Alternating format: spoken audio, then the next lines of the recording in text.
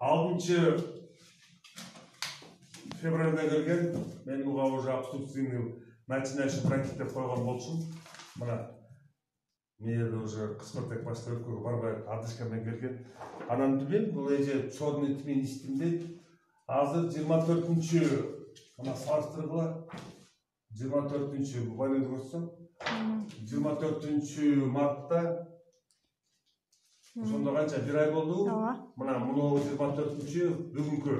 Мына салыстырғанда февраль менен қарасаңыз шокирующий.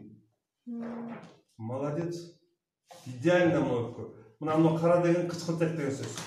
Қап-қара қарашы, мынау қышқыртек бар қайда таппа.